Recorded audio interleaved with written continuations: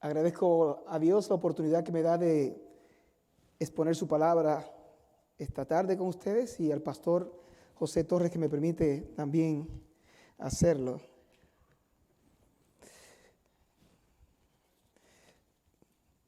Te pido, Dios, que, como oraba el hermano, que tú te glorifiques en esta tarde.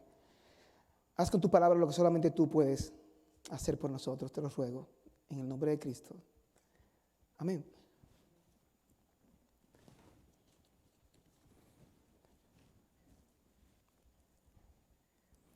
Cuenta el diccionario de anécdotas que por los años 1800 había un pianista de un pueblo pequeño que tenía un deseo, tenía una obsesión. Su obsesión, conocer al mayor genio de la música. Y para esto viajó a Viena. Pero cuando se dirigía tratando de encontrar a este artista, se encontró con una carreta de caballos. La carreta se había virado y estaba llena de lodo la carreta, el caballo y los que ayudaban. Este hombre por instinto se puso a ayudar también a los que estaban tratando de mover la carreta y ayudar. Y cuando terminan de ayudar al hombre con la carreta, él le pregunta a uno de los que está ayudando, que está todo lleno de lodo, y le dice: he venido aquí no para conocer la ciudad, no para conocer a Viena, he venido para conocer al genio de la música, Beethoven. Y este hombre se hace así en la frente y dice: ¿al músico? Dice: sí. Dice él: pues ya lo conoce, porque Beethoven soy yo. Dice: ciertamente no. Dice: ciertamente sí. Y hermanos, ¿quién le diría a este hombre que pensaba buscar la grandeza en salones elegantes y en mansiones y la encuentra en el lodo? Encontró al artista lleno de lodo, ayudando a un hombre que se le había atascado su carreta ahí. Esa es la tensión que nosotros encontramos en el aposento alto con el pasaje que cubriremos hoy. Y con eso paso a la proposición que está en sus boletines, que hoy vamos a ver Juan 17, y cubriremos nosotros 3 momentos cruciales que nos presentan el modelo supremo de amor y servicio que debemos imitar. Ese va a ser el bosquejo que nosotros vamos a tener. Yo quiero que ustedes abran sus Biblias en Juan capítulo 17. Mientras ustedes abren sus Biblias, yo quiero que ustedes tomen algo en cuenta de cómo lo vamos a hacer. Principalmente bien sencillo, vamos a leer el texto, lo vamos a explicar lo que significa y vamos a hablar de lo que implica. Tan sencillo como eso. Se lee el texto, se explica lo que significa y lo que implica. Así que hablan sus Biblias en Juan 17 y vamos a hacer eso. Además de los 3 momentos cruciales que encontramos en este texto de Juan 17, en cada una de las secciones vamos a extraer una verdad. 3 secciones y vamos a encontrar una verdad al final de cada sección que vamos a exponer en esta tarde. Esas verdades deberían moldear también la manera en que servimos a los demás. Entonces, con eso presente, veamos el primer movimiento. El primer movimiento es una acción inesperada. Y vamos a capítulo 13 de Juan. Yo voy a leer solamente los versículos de esta sección. Y entonces procedemos a explicarla. Juan capítulo 13, los versículos 1 al 5.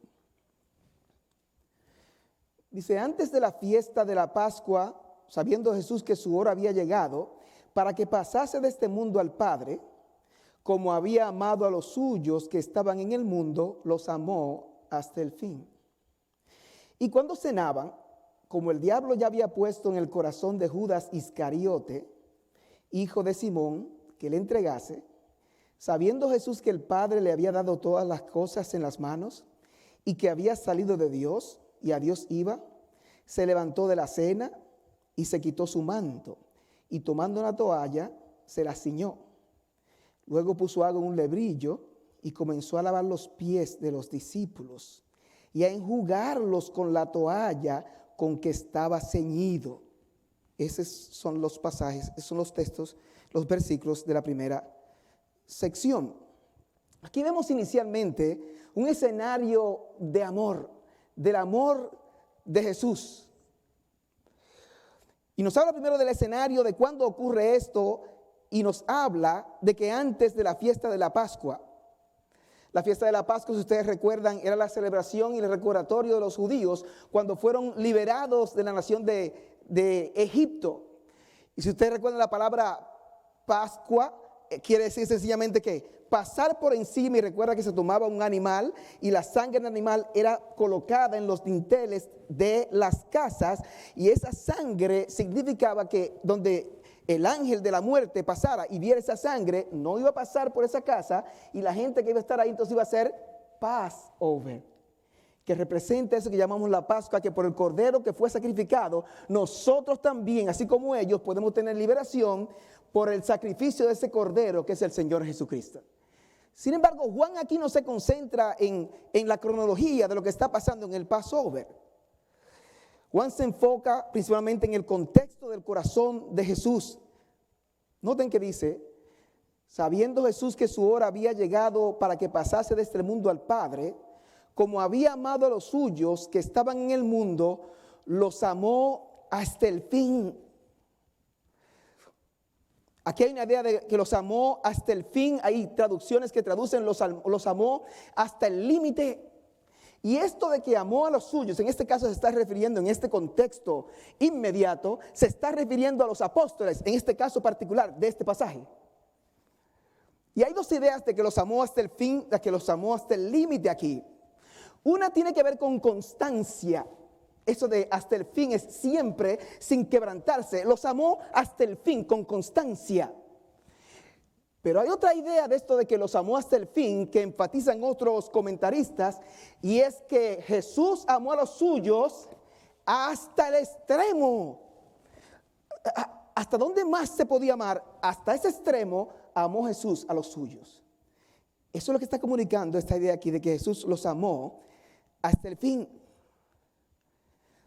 Dice que Jesús sabía que estaba a punto de volver al Padre y los amó hasta el fin, hasta el extremo. Sabiendo Jesús que su hora había llegado para que pasase de este mundo al Padre, Jesús sabía que su hora estaba cercana. Jesús estaba a punto de ser crucificado. Se entiende que esto ocurrió el jueves, como le llamamos el jueves santo. Iba a ser crucificado al día siguiente, el viernes, si entendemos la cronología de esa manera. Versículo 2 dice, y cuando cenaban, como el diablo ya había puesto en el corazón de Judas, noten esta manera como lo dice, como para que no haya duda de quién está hablando. Es como si Juan estuviera haciendo pausa. No te vayas muy rápido para lo que estoy diciendo aquí, ponme atención.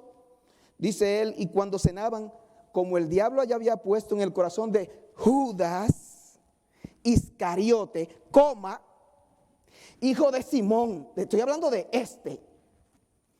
que lo entregase, dice.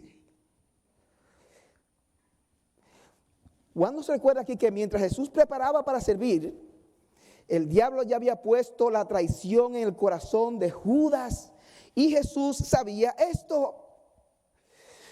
Y esto revela que el Señor se arrodilló y aún lavó los pies, no solo de sus amigos, sino de su enemigo. Y yo pensé sobre esto aquí. ¿Qué manera de predicar con el ejemplo? Porque no fue el mismo Jesús que dijo en Mateo capítulo 5, en ese sermón del monte, en Mateo capítulo 5, 43 y 44. ¿Qué dice Jesús?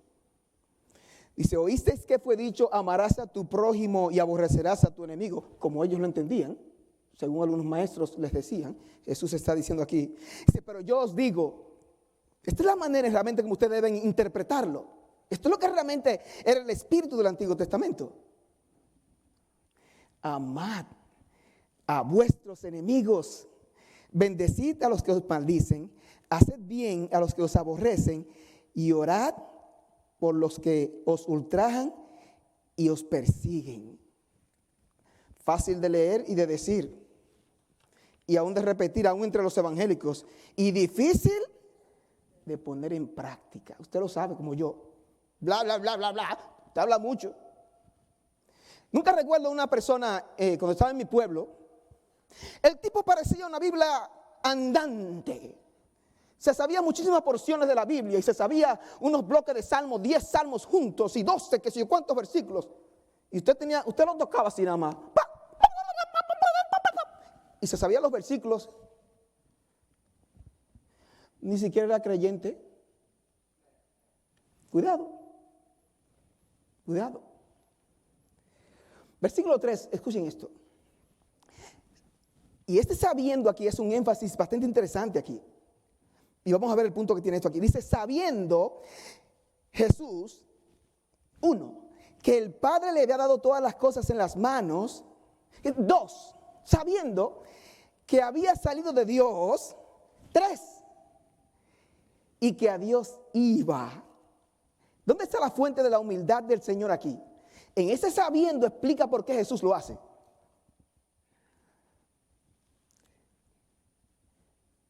Este conocimiento es la razón que impulsó a Jesús a actuar. Por supuesto, estamos hablando del amor también. Pero Jesús tenía plena conciencia de su dignidad suprema. Todas las cosas también le habían sido dadas en las manos. Jesús sabía quién era, sabía su identidad, sabía de dónde había venido, sabía todo lo que tenía, sabía a dónde iba.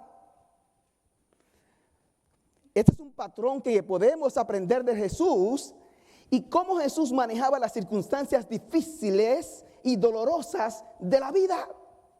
¿Qué yo estoy diciendo?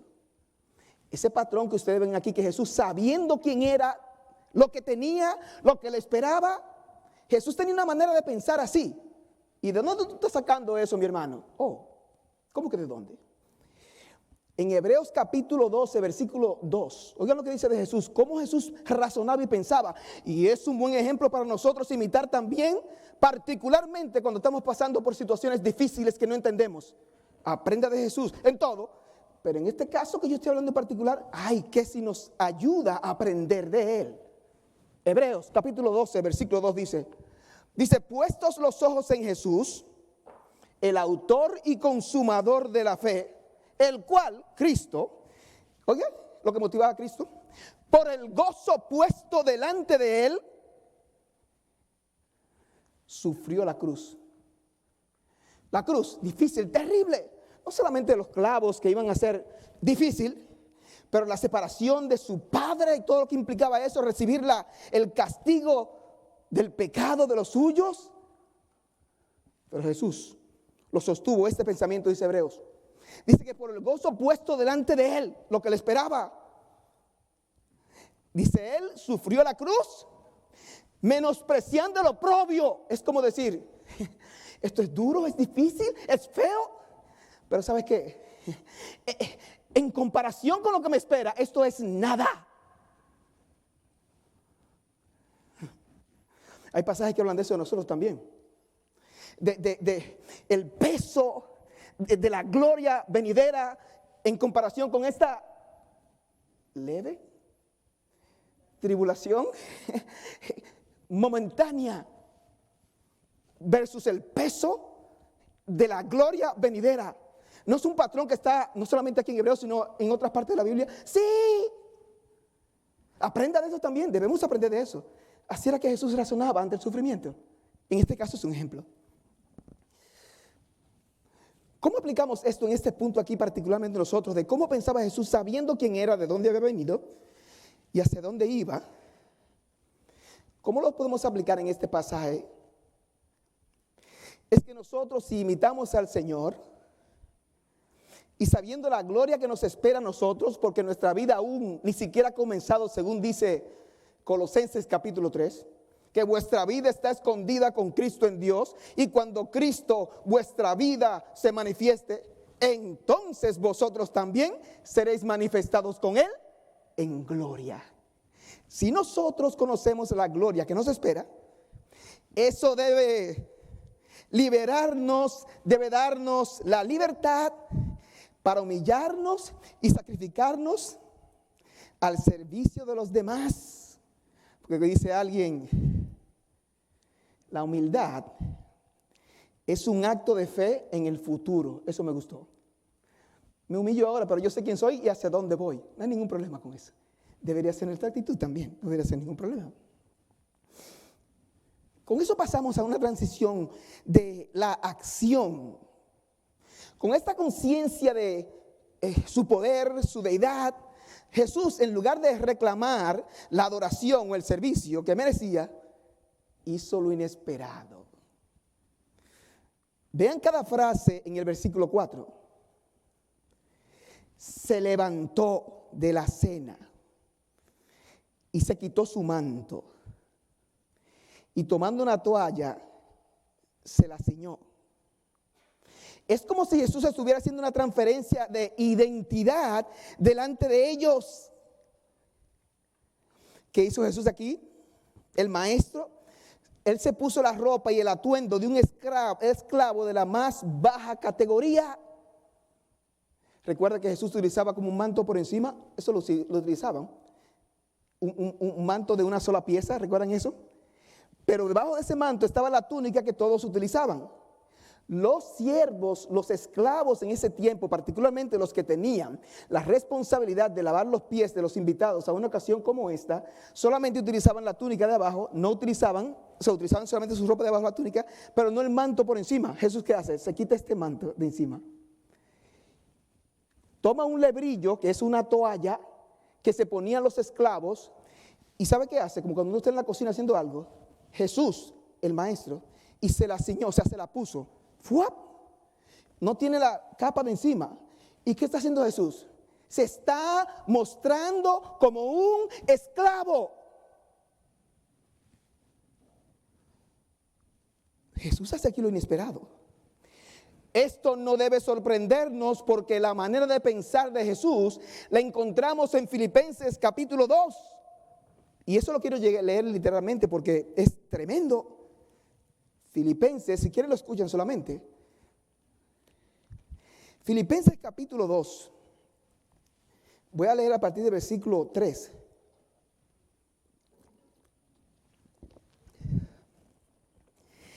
Eso, una exhortación para nosotros, dice aquí. Nada, yo me recuerdo eso bien a menudo cuando voy a hacer algunas cosas y la motivación está mala. Nada hagáis por contienda o por vanagloria, antes bien con humildad, estimando cada uno a los demás como superiores a él mismo, no mirando cada uno por lo suyo propio, sino cada cual también por lo de los otros. Versículo 5. Haya pues en vosotros este sentir, eso quiere decir esta manera de pensar, esta actitud que hubo también en Cristo Jesús, el cual siendo en forma de Dios, o sea lo que está diciendo aquí, Jesús siendo Dios, no estimó el ser igual a Dios como cosa que aferrarse, sino que se despojó a sí mismo, tomando forma de siervo, hecho semejante a los hombres, y estando en la condición de hombre, se humilló a sí mismo, haciéndose obediente hasta la muerte y muerte de cruz. Claro, los amó hasta el fin, como decíamos ahorita, porque ¿cuál es la mayor muestra de amor a una persona? Ninguno tiene un mayor amor que este, Juan capítulo 15, versículo 13, que uno ponga su vida por sus amigos. Totalmente consistente.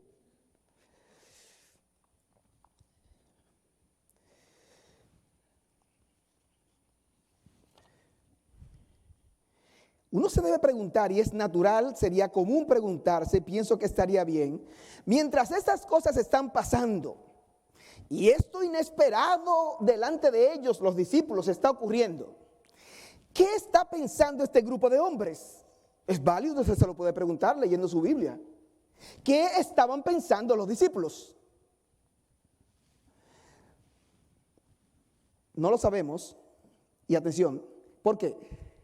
Porque el pasaje no nos dice, voy a repetir eso. Yo tenía un profesor que decía, mucho cuidado con estar diciendo cosas de un texto cuando el texto no lo dice ahí en blanco y negro. Mucho cuidado.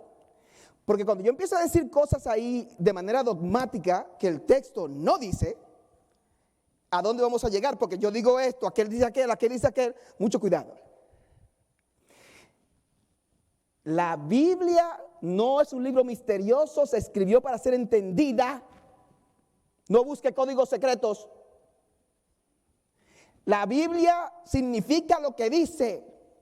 Por eso en nuestros círculos utilizamos el método literal, gramático, histórico, dejando que la Biblia de manera plena hable lo que ella dice y no le imponemos a la Biblia lo que ella no está diciendo. Como dice John MacArthur, que ya murió. Cuando alguien dice, no, eso dice otra cosa, pero eso no quiere decir eso. MacArthur le pregunta, ¿quién te dijo a ti que no? Mora pregunta eso, ¿quién te dijo que no? Solamente fue un paréntesis, no era mi punto, pero yo suelo desviarme, es que no aguanto a veces, es que yo voto a la tercera a veces, me pasa. Entonces, claro, no sabemos lo que están pensando los discípulos porque la Biblia no nos dice. Sin embargo, y es un gran sin embargo aquí, para no contradecirme lo que estoy explicando, de meterle cosas a la Biblia que ya no dice. Sin embargo, tal vez utilizando nuestra imaginación santificada, podemos hacer por lo menos dos inferencias, como adivinar un poquito, desde dos ángulos. ¿Qué tú estás diciendo, hermano? Bueno, primeramente podemos inferir desde el ángulo de su cultura, desde el ángulo de la cultura de los discípulos. ¿Qué es lo que esta gente entendía en su cultura? Es otro punto también para ustedes aquí también. Usted no interpreta la Biblia llevando conceptos e ideas de este tiempo para allá. Eso se llama anacronismo. Usted se va allá y entiende qué significó para ellos, y lo que significó el texto para ellos allá es lo que significa para usted hoy también. Mucho cuidado con eso de decir que el poder de Dios, porque suena como dinamita. Eso de que dinamita, ¿qué dinamita de qué? Esa dinamita de los otros días. Porque suena como dunamos. No. Pero eso no es mi punto tampoco. Me desvié otra vez, perdón. Estoy hablando de ¿qué estaban pensando los discípulos? Desde el punto de vista de su cultura, la acción de lavar los pies era el trabajo más sucio y humillante. Dice que en esa cultura, cuando había una actividad, el anfitrión proveía un sirviente con una toalla.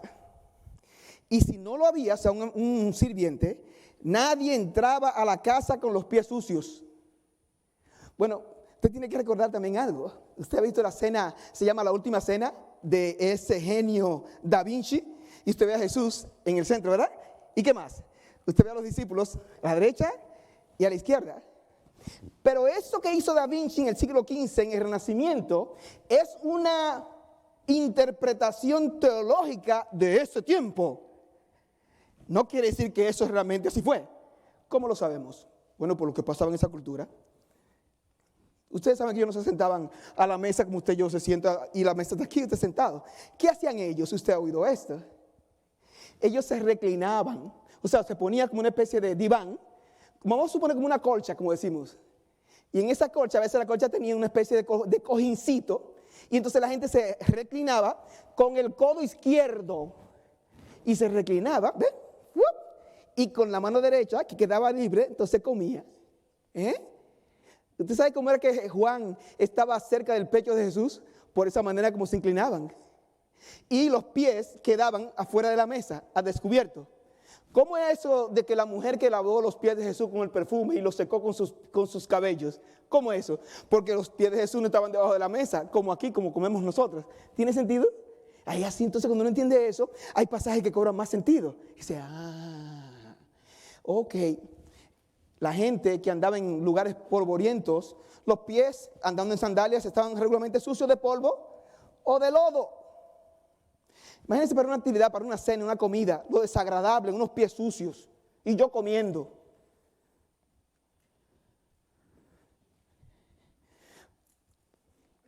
Nadie había lavado los pies de nadie. ¿Quién se iba a ofrecer?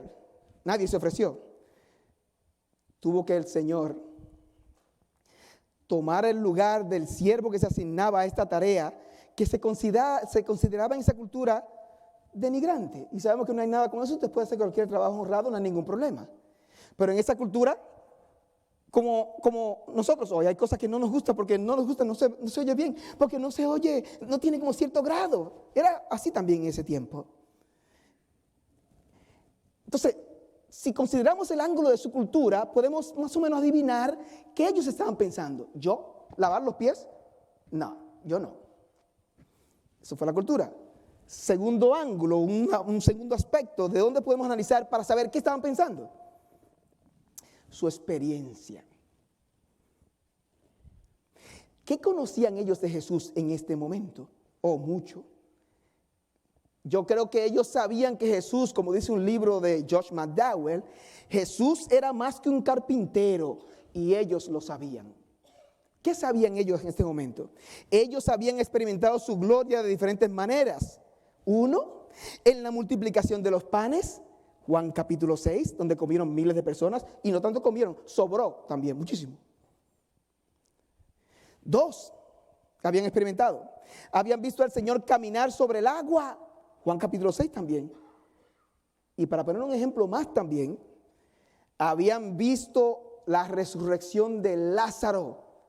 ¿Quién más puede hacer estas cosas si no solo Dios? Ellos conocían eso del Señor, que era más que sencillamente un común entre ellos ahí. Pero ahora hay algo más. ¿Por qué ninguno de ellos se ofreció a lavar los pies de sus compañeros? Es posible, porque tenemos en Lucas 22, que alrededor de este tiempo también de la cena, de la última cena con el Señor, ellos estaban discutiendo cuál de ellos sería el mayor, o sea, el más importante. Si yo estoy discutiendo contigo, mi hermano, y yo tengo mi disputa contigo por años, de que no, yo soy el que juega más, y yo tiro más pelota que tú, que sé yo qué, y yo soy el mayor, ¿voy yo entonces, y sin que me pregunten, a ofrecerme a hacer un trabajo tan humillante, lavar los pies? ¿Saben qué? Aún en esa cultura se dice que ese trabajo de lavar los pies, a veces ni siquiera lo hacía un judío, lo hacía un no judío, lo hacía un gentil. Así era de despreciado ese trabajo de lavar los pies. ¿Se van a ofrecer ellos acabando de discutir de quién sería el mayor? Por supuesto que no. Por eso es que dicen que lo que hizo Jesús fue un juicio silencioso a esa disputa que ellos acababan de tener. Lo que Jesús hizo aquí fue demostrar que el servicio define la verdadera grandeza del reino. Anoten, si quieren anotarlo. Jesús demostró que el servicio define la verdadera grandeza del reino. ¿Usted quiere ser grande en el reino? Sirva. Miren el versículo 5. Ya lavó los pies. Dice luego, no lo ha lavado los pies todavía, yo estoy adelantando, el versículo 5. Luego puso agua en un lebrillo y comenzó a lavar los pies de los discípulos y a enjugarlos con la toalla con que estaba ceñido. Esa toalla se ponía aquí en la cintura para yo tener la facilidad de hacer lo que tengo que hacer. Si era sirviendo comida como esclavo, se caía algo, yo con mi toalla que estaba cerca, la mesa y lo que sea, en este caso, se utilizaba para secar los pies cuando los lavaba también. Jesús está vestido como todo un esclavo. Oiga eso, su toalla colocada aquí, el Señor.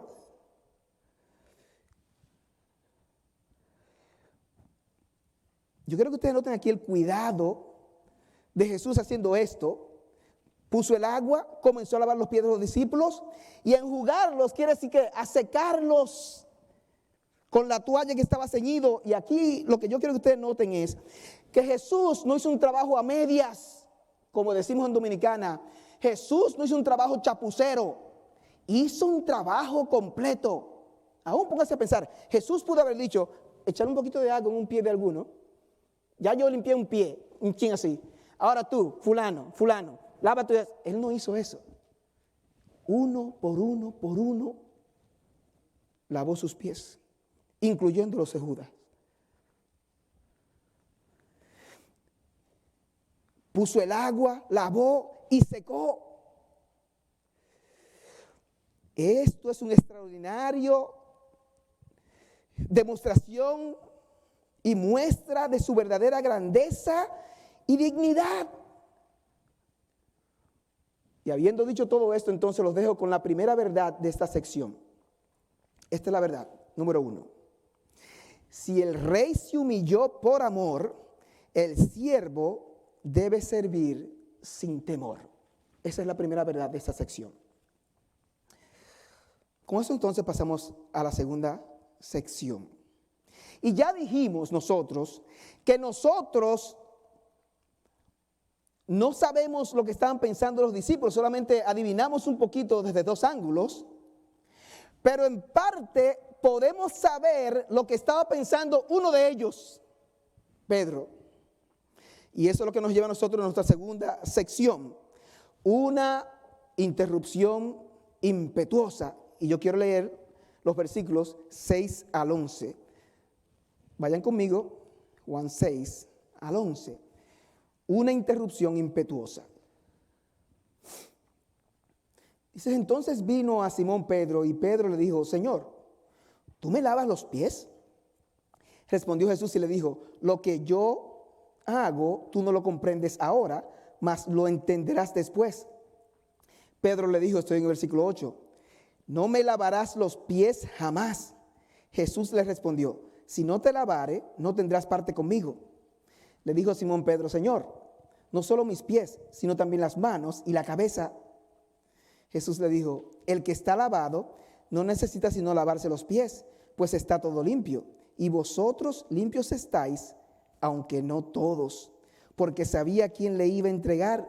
Por eso dijo, no estáis limpios todos.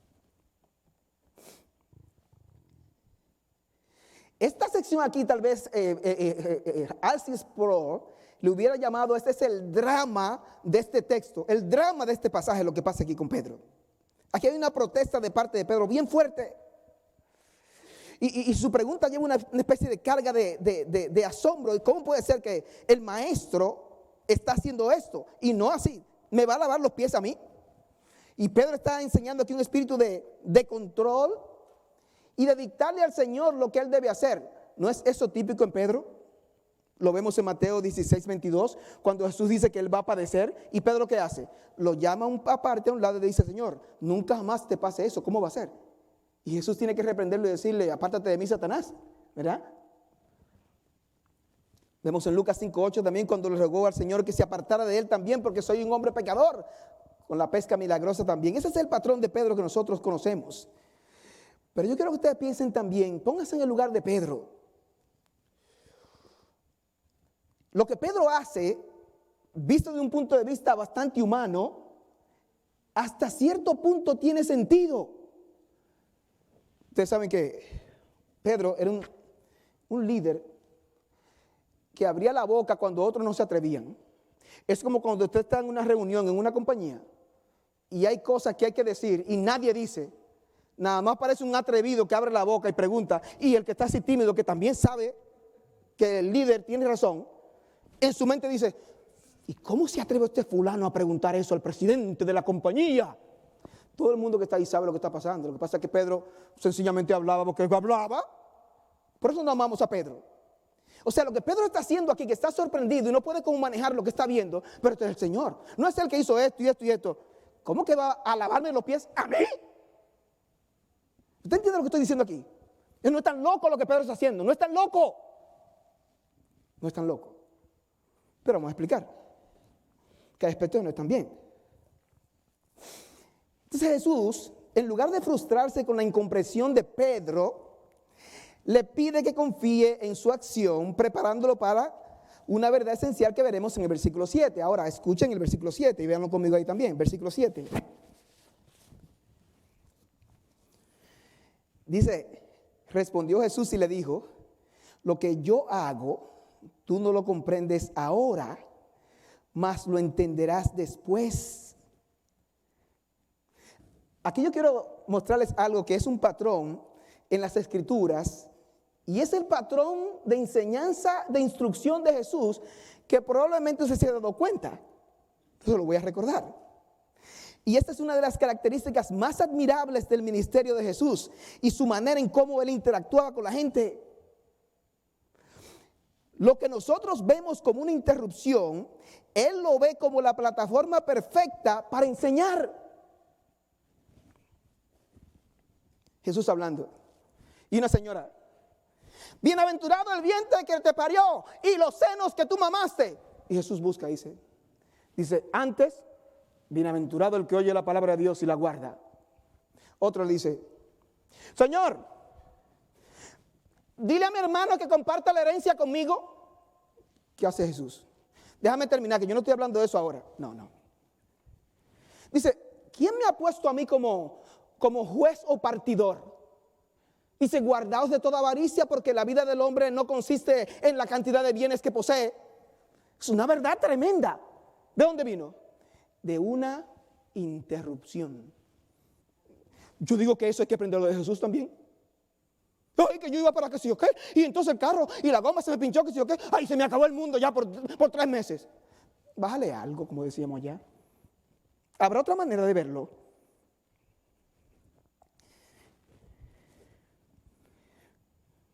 Esto es un método donde una verdad se descubre al responder a una pregunta o a un reclamo. Es un ejemplo. Es lo que los expertos en la Biblia llaman su manera única de enseñar. Es una verdad que se descubre al responder a una pregunta, por ejemplo, es lo que estamos viendo también. Y es interesante que este era el método que utilizaba el filósofo Sócrates. No es que Jesús tuvo que aprender de Sócrates, por supuesto, pero en la gracia de Dios, Dios le dio sabiduría a este hombre de hacer buenas preguntas y de enseñar basado en eso, para poner a la gente a pensar y entonces ¡pum!, llevarlo a un punto también.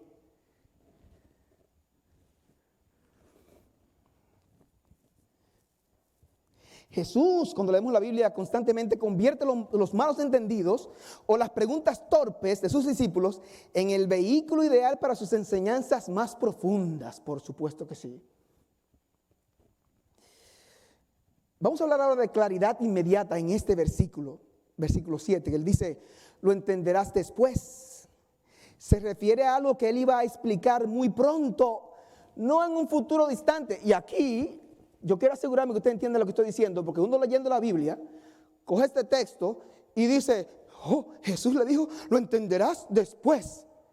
Ese después no es un después. Después, quién sabe, al final de los tiempos, cuando no. Es pasado lo que está pasando ahora. Es tan sencillo como eso. No se complique. Lo entenderás después. Jesús tenía algo en mente que él quería enseñarles. Jesús lo que está diciendo, en otras palabras, parafraseando: no te preocupes por el significado completo ahora, simplemente somete tu voluntad y déjame terminar. Es todo lo que Jesús está haciendo, que Jesús quiere hacer un punto, señores. Eso es lo que dice el texto del lavado de los pies. Déjame terminar. Y te lo explicaré de inmediato. Eso es lo que quiere decir, lo entenderás después. Es un ratico ahora ahí. No digo en 3,000 años, 4,500, no, es el texto ahí. Por eso es que la gente que trabaja en bienes raíces, ellos usan un concepto que se llama ¿qué? Location.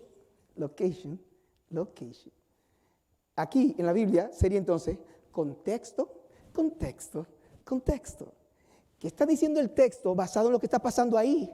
Y luego en este texto, y luego en este libro donde estoy, y luego en otros libros del Nuevo Testamento, y luego en otros libros de la Biblia entera. ¿Ve? Contexto. No se ponga a inventar y a meter cosas que la Biblia no ha puesto ahí. Muy peligroso eso. Cuando los predicadores enseñamos, tratamos también de mostrar un patrón de cómo se lee la Biblia, de cómo se explica y cómo se aplica. Porque usted ve al pastor cómo lo hace y tú dices: oh, si mi pastor lo hace así, lo entiende así, entonces yo estoy mal. Que yo lo que hablo en la Biblia, Salmo 91, la leo ahí. Salmo 23, usted lo puede leer si quiere, pero no al azar, a lo loco. ¿Y qué es eso? Digo, yo la leí así hace muchos años también. Hay mejores maneras. Es que Pedro es incapaz de someterse y de esperar. Y en el versículo 8 lo que hace Pedro es reiterar su negativa. Pedro no dice, lavamos los pies. Ok. No. Noten el versículo 8, la segunda parte. La primera parte, perdón, del versículo 8. Pedro le dijo, no me lavarás los pies jamás. ¿Ustedes saben lo que dicen los expertos aquí en el griego? Dice que la manera en que Pedro dice eso es la manera más fuerte de decir algo de manera negativa. Es el negativo más fuerte. Como hispano, es como decir, no me lavarás los pies jamás de los jamases. Te lo traducen en unas versiones bien literales hacia el inglés o al español. No me lavarás los pies para siempre, nunca, jamás. Pues es Pedro. Usted puede esperar menos de Pedro.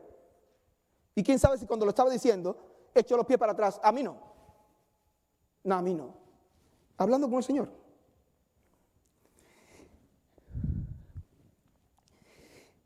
Jesús en la parte B del versículo 8, Jesús le respondió, si no te lavare, no tendrás parte conmigo. Miren, esto de que Jesús va a decir ahora, este no era el punto y no es el punto del pasaje tampoco. Este no es el punto del pasaje. Ese no es el punto del pasaje. Lo que Jesús está haciendo es lo que él siempre hace. Si lo interrumpen, aprovecha y enseña unas verdades eternas. Yo no hago un yun con estos versículos de Pedro y que Pedro, es que no, pero tengo que explicarlo, pero tengo que al mismo tiempo decir, este bloque aquí no es el punto del pasaje. ¿Por qué? La Biblia se entiende en su sentido natural, basado en lo que está diciendo. Como usted lee cualquier libro también, en ese sentido, si pensamos en lo que es literal y natural, histórico.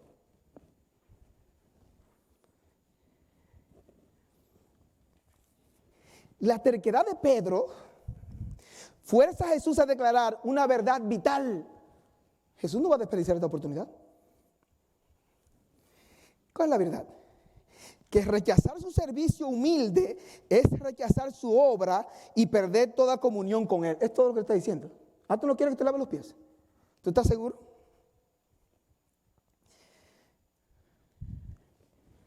La lección es bien clara, pero aquí hay un peligro.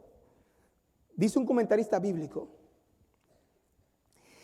cualquier humildad que contradiga la palabra de Dios no es devoción, es superstición. Yo tengo que explicar eso, porque eso predica, como dicen algunos por ahí. Usted se puede inventar cualquier cosa que usted encuentre en la Biblia y usted empieza a practicarla porque se ve sacrificado. Y se va a ver que usted es una persona devota a Dios. Pero no es bíblico. Usted no está siendo devoto, usted está siendo brujo. Eso es superstición. Mucho cuidado. Mucho cuidado.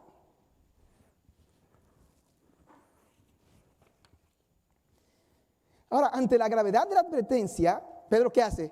Reacciona con un giro impulsivo. De nuevo, es Pedro. Versículo 9. Le dijo Simón Pedro, Señor, no solo mis pies, sino también las manos y la cabeza. Yo no sé ustedes, pero yo veo aquí un poquito de humor. Para los que dicen que no hay humor en la Biblia, hay aquí un poquito de humor en medio de la solemnidad también. No solo, dice Pedro, mis pies, sino las manos y la cabeza también. Él pasó, como dice alguien, de nunca jamás a un todo o nada, de un extremo. Ese es Pedro. Pedro entiende que la comunión está en juego, pero reacciona exageradamente. Pide ser lavado por completo, demostrando que todavía no había captado la diferencia entre, atención, limpieza inicial y limpieza diaria. Nosotros hoy conocemos esto con dos palabras. Una se llama justificación, en donde Dios declara al culpable como si nunca hubiera cometido un pecado. Justo, no es justo, sino que Dios legalmente lo declara justo. Se llama justificación. Y hay otra palabra que utilizamos que se llama santificación, que es ese proceso en que estamos todos nosotros, en que Dios nos va limpiando cada día más de la influencia del pecado, y un día nos va a librar Dios no tanto la influencia del pecado, sino de la misma presencia del pecado cuando seamos ¿qué? Glorificados. Aún no. ¿Cómo es eso que hay gente que dice que bueno, yo tengo como 5 años que no peco? ¿Cómo? ¿Cómo? Hay gente, no es broma. Hay gente que piensa que ha pasado muchos años sin pecar, pero esta gente no entiende lo que dice la Biblia. En Eclesiastés 7:20 dice que ciertamente no hay hombre justo en la tierra que haga el bien y nunca peque. Y vemos en 1 de Juan 1:8-9 dice, si decimos que no tenemos pecado, nos engañamos a nosotros mismos y la verdad no está en nosotros. Si confesamos nuestros pecados, Él es fiel y justo para perdonar nuestros pecados y limpiarnos de toda maldad. Si decimos que no hemos pecado, le hacemos ser mentiroso y su palabra no está en nosotros. Usted se ha pecado y peca todos los días. Por eso usted necesita entonces lavarse los pies. Jesús le dice eso. A continuación, el versículo 10 le dice Jesús, el que está lavado, y aquí esta palabra lavado, la mejor traducción sería bañado. El que está bañado no necesita sino lavarse los pies, pues está todo limpio y vosotros limpios estáis, aunque no todos. Está hablando de Judas Iscariote. Lo que Jesús está diciendo, está hablándole de una manera que ellos entienden en su tiempo. Una persona hace un baño, posiblemente en un aljibe, en una cisterna, en su casa, y de su casa a donde se va a acostar, qué sé yo, ya los pies por las sandalias se ensucian. Pero usted se baña otra vez, usted se acaba de bañar, usted se limpia los pies solamente. Eso es lo que Jesús está diciendo, y entonces lo compara con la justificación y la santificación. ¿Me están siguiendo hasta ahí? Ok. En el versículo 11,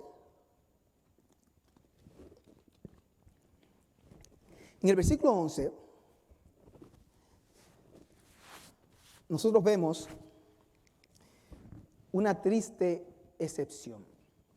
Noten el versículo 11. Porque sabía quién le iba a entregar, por eso dijo, no estáis limpios todos. Ese es el caso de Judas. Jesús conocía desde el principio el corazón de Judas.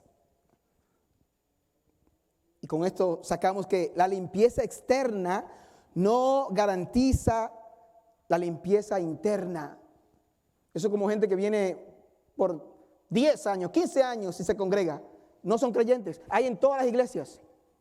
Por eso es que Mateo es bien fuerte. Mateo capítulo 7, Sermón del Monte. Muchos me dirán en aquel día, Señor, Señor, en tu nombre no hicimos esto y sacamos demonios, hicimos aquello.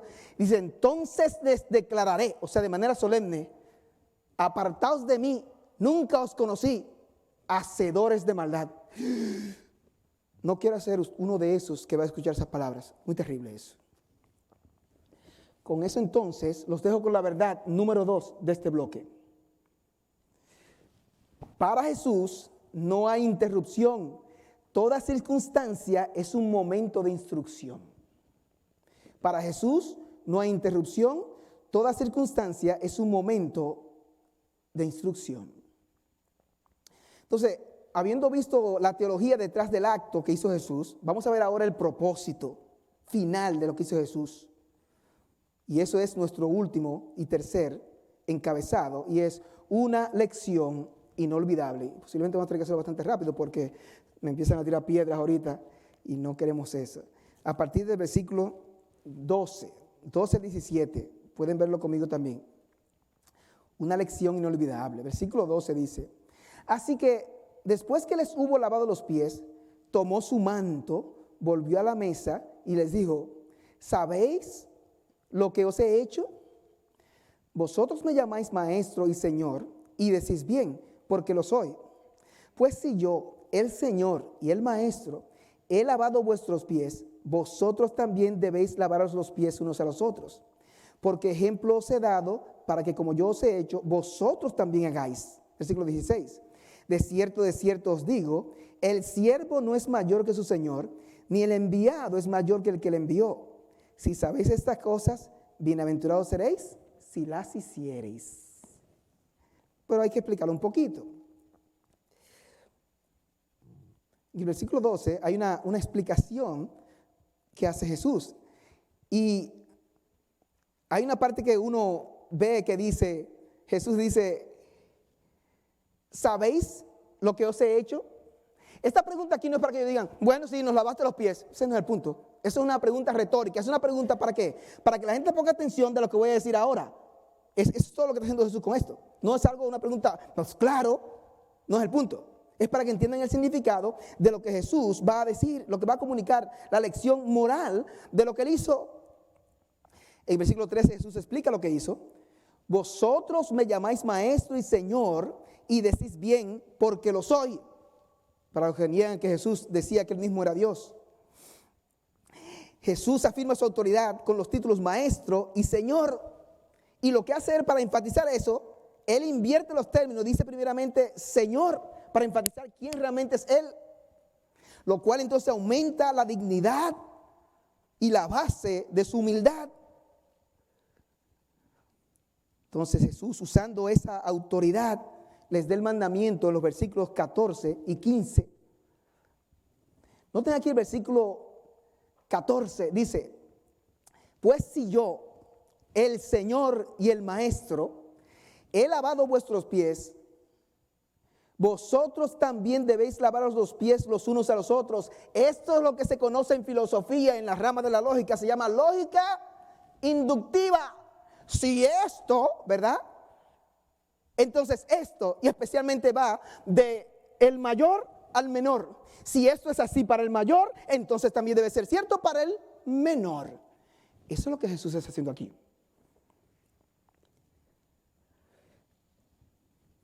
Él es el Señor e hizo eso. Versículo 15 dice, porque ejemplo os he dado para que como yo os he hecho, vosotros también hagáis. Y yo había dicho, y es así, que ustedes van a aprender 3 verdades en este pasaje, 3 verdades.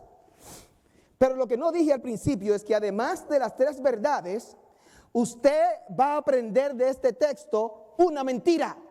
¿Cómo así? Si usted va a aprender una mentira también. ¿Cuál es la mentira que usted va a aprender de este texto aquí? Que el lavado literal de los pies es un mandato para el creyente de hoy. ¿Tiene que aprender eso? Porque usted va a una iglesia y están lavando los pies literalmente de la gente unos con otros. Como lo practica hoy la iglesia católica. Que el jueves santo el papa o el sacerdote lava los pies como de 12 hombres. ¿De dónde viene eso? De una mala interpretación del texto. De no entender el espíritu de lo que Jesús realmente está enseñando. Tiene el ejemplo, por ejemplo, de la oración que le llamamos la oración del Padre Nuestro. No hay ningún problema, yo puedo orar la oración exactamente así como se oye. Padre Nuestro que estás en... No hay ningún problema. Pero Jesús claramente, Él enseña que eviten las vanas repeticiones. ¿Qué es lo que Jesús hace con la oración del Padre Nuestro? Oraréis así, o sea, de esta manera. No quiere decir con estas palabras. Si usted utiliza esas mismas palabras, está bien, pero eso no fue lo que Jesús estaba comunicando. Jesús estaba dando ¿qué? Un patrón, un principio para que usted imite. Oye, ponga a Dios en primer lugar y eso, pero no quiere decir que utilice las mismas palabras. Con el lavado de los pies, Jesús está dando un tremendo ejemplo. Si usted entiende la cultura de ellos, tiene que tener sentido. Pero ¿cómo el Señor tú vas a hacer esto? Nunca los apóstoles en la historia de la iglesia usted nota que se lavaron los pies unos con otros. ¿Por qué no? Porque ellos entendieron el punto que Jesús estaba haciendo. No era lavarse los pies literalmente, no, ese no es el punto.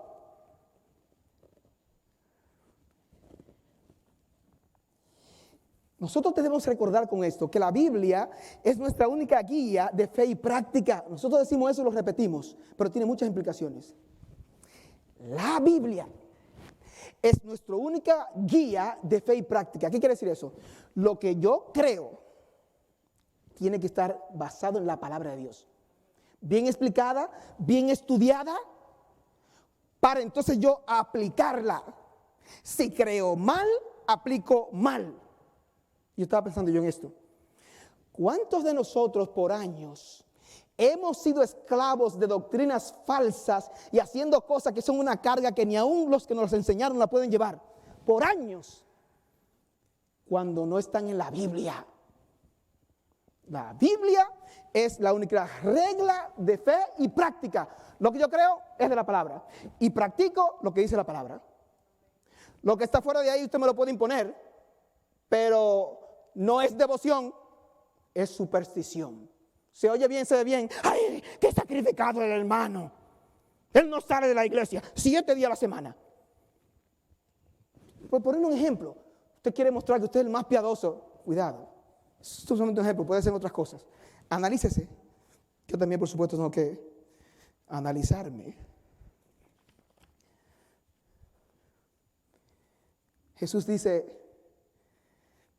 como yo os he hecho, ya explicamos esto, no lo que yo he hecho, o sea, en la manera, el acto, el principio del espíritu de lo que Jesús está haciendo.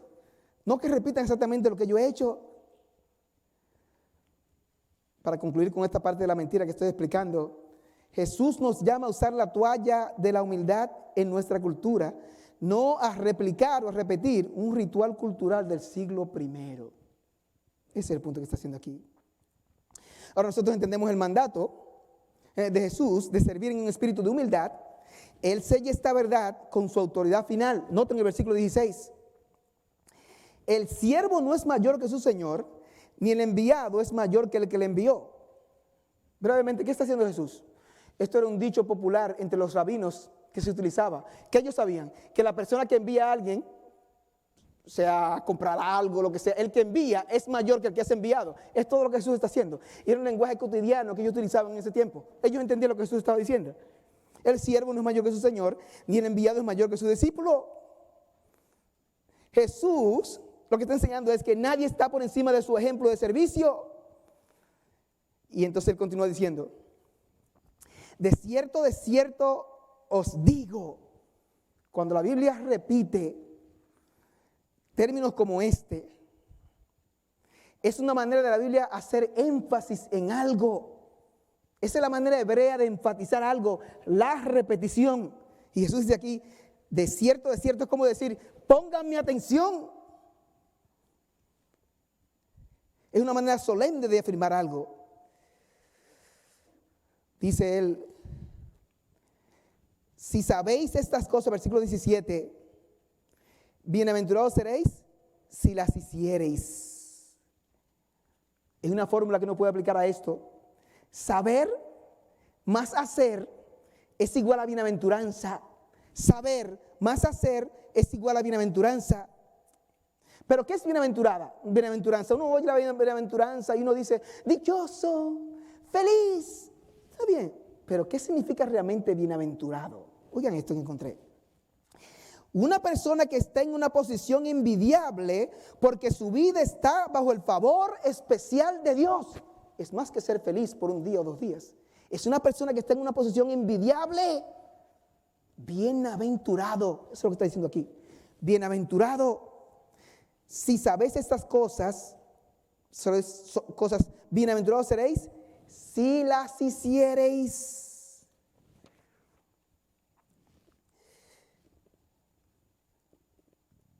Aquí tenemos que recordar cómo se lamentaba el predicador A.W. Tozer. Decía él, hemos cambiado la obediencia por la información. Y MacArthur tiene un libro que se llama La voluntad de Dios, cómo sabe la voluntad de Dios, y nosotros los evangélicos utilizamos mucho, todo hay que orar, claro que hay que orar, pero hay veces que queremos orar por cosas que sabemos que Dios ya ha dicho lo que hay que hacer. Es muy fácil decir, ay, yo tengo que orar. ¿Orar para qué? ¿Está en la Biblia lo que tú quieres saber? Bueno, sí, pero yo tengo que orar. ¿Qué más vas a orar? No es posponiendo la obediencia, y una obediencia pospuesta es realmente desobediencia, yo creo. Kevin DeYoung tiene un libro que se llama Just Do Something. Esperando, y uno le pone mucha vuelta y muchas cosas. No me lo adorne mucho, tú sabes lo que tú tienes que hacer, lo que pasa es que tú no quieres obedecer. ¿Tú sabes estas cosas? Muy bien, bla, bla, bla. Bienaventurado eres si la obedeces.